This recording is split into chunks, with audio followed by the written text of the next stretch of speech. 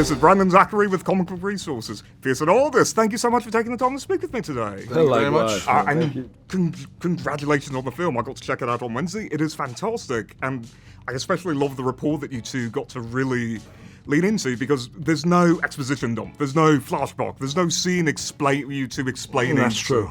Noah and Quintessa. Like, oh, this is how we know each other. You just have this lived-in rapport built into the film. What was that like discovering together on a film like this? I don't know. We're just talking about it because I was asking Aldis, did you talk to John about the character, the relationship of us? And he did a little bit. I did a little bit, but basically we kind of showed up day one and hit the ground running. Yeah, I mean, something that kind of naturally found itself on screen. I know that Jean, our director, expressed the importance of it and really wanted to lean in and didn't really fully dive into the emotional value of it.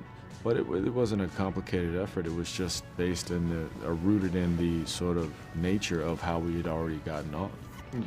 And it was on the page. Yeah. You know, it was on the page. It was well written. Absolutely. And every time they would kind of do a rewrite on it, it just got richer. And by then we were kind of up on our feet and filming. Yeah. And the sets were, for all the spectacle and the grandeur of it, was very intimate.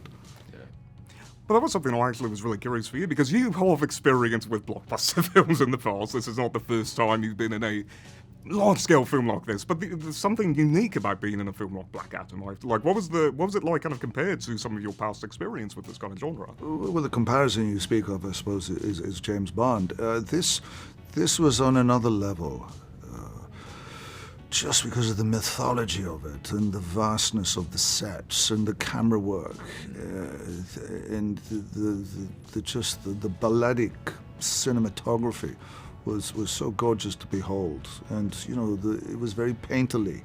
Larry did a magnificent job, our DP. It was Caravaggio at times, you know. Fantastic. And then Aldis, I would say, like, one of the things that I love about Hawkman as a character in the comics, because Comic Book Resources, I know all of the Hawkman. There's so many versions of this character, but this version of Carter felt so unique. This felt like such a strong version of this character, this archetype. What was it like getting to kind of play with that history, but also bring a lot of new touches to this icon? Maddening. No. I mean, that was the number one question: is which version are you going to be? And you know, going into it, I wasn't really focused on trying to pick a specific version. I was looking for the stream of consistency of who this person was. Where is his soul? What is the thing that most people familiarize with themselves with when they think about Hawkman, but before that, when they think about Carter Hall, right?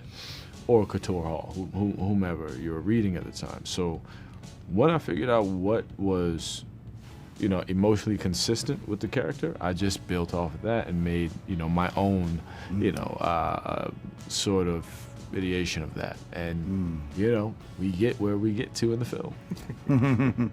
Well, thank you both so much for taking the time. This honestly was a huge honor to get to speak to you, and I'm so happy to see you again. Thank you.